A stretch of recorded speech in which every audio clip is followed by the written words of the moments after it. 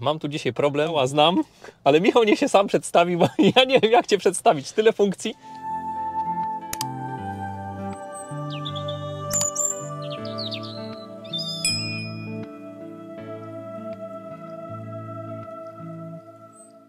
W każdym razie ważna osoba w polskiej elektromobilności. Może tak, od tego zacznę.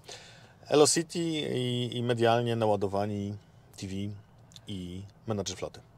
Czyli generalnie mamy w Polsce chyba dwie największe sieci, Greenway i Elocity, i Ty jesteś z tej drugiej. Jestem z tej drugiej, też zielonej. Też zielonej. Ładujecie samochody. Wy głównie na AC, z tego co ja zdążyłem zauważyć, bo ładuje się u Was dość często.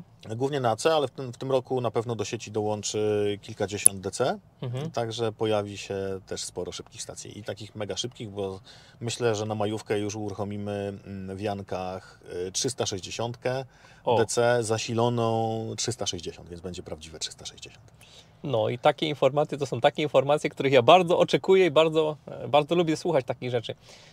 To powiedzcie mi, jakie są Wasze plany na rozbudowę tych sieci? Mówię, że DC będziecie ostro stawiać, a AC dalej idziecie w te lokalizacje hotelowe i tym podobne, bo to uważam, że jest świetna robota. To jest trochę nie jest pytanie do nas, tak mówiąc szczerze, dlatego że my dostarczamy technologię dla operatorów i nasi operatorzy, klienci operatorzy inwestują w budowę sieci, ale z tego co wiemy z ich planów, to na pewno obiekty hotelowe, obiekty, które są atrakcyjne turystycznie, do tego na pewno jeszcze stacje DC plus miasta, więc myślę, że tych stacji w tym roku pojawi się no co najmniej 300, a mamy chrapkę, żeby ich przybyło i więcej.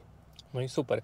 Ja często mam takie pytania pod filmami. Chcę postawić DC, chcę postawić AC i generalnie staram się zawsze takim ludziom coś tam podpowiedzieć, pomóc. Pytanie, czy jak ktoś ma hotel przykładowo, dzisiaj może wcielę się w rolę hotelarza, przychodzę do Ciebie, Michale, potrzebuję taką ładowarkę. Czy jesteście w stanie doradzić, pomóc całą procedurę, czy Wy samo programowanie, jak to u Was wygląda? Nie, doradzamy, oczywiście doradzamy, wybieramy, czy to jest stacja AC, czy jedna, czy kilka, a może już mamy takie miejsca, gdzie jest ich więcej niż kilka. Doradzamy. Jeżeli to jest taki hotel, gdzie DC ma szansę szybko się zwrócić i będzie dobrze pracować, to na pewno DC. Natomiast większość hoteli póki co wybiera jeszcze stację AC. Znaczy, moje doświadczenie jest takie, że w hotelu AC jak najbardziej wystarczy, bo zazwyczaj tam śpimy. Jak śpimy, to praktycznie każde auto się jest w stanie w tym czasie naładować. No chyba że hotel jest przy jakimś węźle autostradowym, to wtedy... Dokładnie tak, aczkolwiek już się zdarzają takie hotele, które potrzebują więcej niż jedną stację, więcej niż nawet 2, 4, a czasem więcej niż 6 portów. A powiesz mi, może masz jakieś informacje, co z tymi naszymi mopami? Bo coś, co mi w Polsce tak generalnie doskwiera, co mnie denerwuje, to brak stacji na mopach. Może Ty masz jakieś informacje, kiedy te mopy w Polsce będą obstawione stacjami, jak to bywa w krajach zachodnich? Ja myślę, że w tym roku dowiemy się o planach. O planach, ale to dobrze, bo to będą już konkretne plany. Generalnie no, czekam na te stacje od 6 lat, bo 6 lat jeżdżę tymi elektrykami i ciągle słyszę o planach. Nie, ale to już będą takie konkretne plany, gdzie będziemy widzieć, gdzie te stacje staną, jakiej mocy. Pamiętajmy, że mopy to też jest takie lokalizacje, które będą istotne pod kątem rozwoju transportu ciężkiego. No i to jest duże wyzwanie. I tam będzie potrzebne dużo mocy. Dużo mocy. A masz może jakieś przecieki, jak i ta infrastruktura nasza energetyczna sobie z tym poradzi?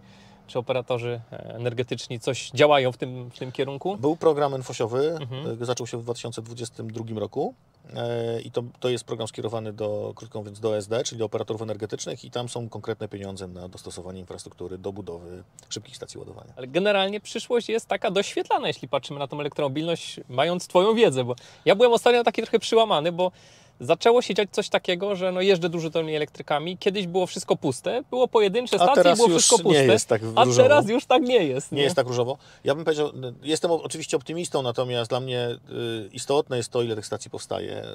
I istotne jest to, niektórzy mówią super, programy dotacyjne, budżet się rozszedł w kilkanaście minut.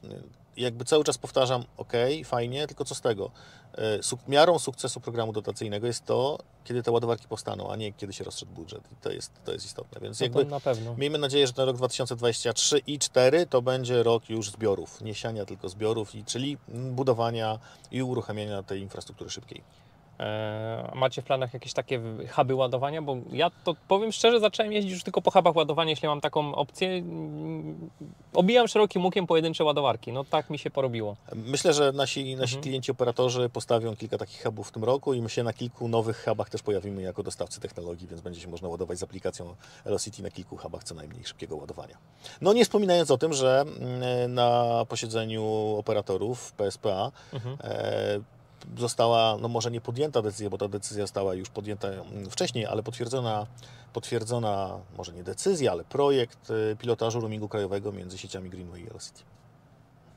Tu, łapkę w górę dajcie, bo to jest coś, na co czekałem od lat, na taką informację. Musimy tylko się spotkać w ciągu najbliższych, myślę, kilku tygodni uda się ustalić zakres i przygotować się do wdrożenia.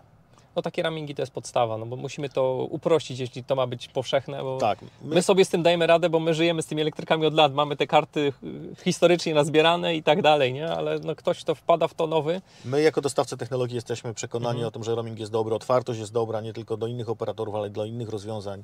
Także myślę, że no mam nadzieję w tym roku, jeszcze pod koniec roku będzie też takie rozwiązanie gotowe i zaimplementowane, że w jednej z sieci hoteli będziesz mógł wziąć rachunek za ładowanie na pokój, a ładowarkę uruchomisz kartą, którą otwierasz też swój pokój hotelowy. Także No i to są takie sprytne, fajne rozwiązania. Tak, to są takie niuansiki, nad którymi pracujemy, żeby łatwiej się ładować, żeby ten dostęp do usług ładowania był coraz prostszy dla użytkownika i tyle.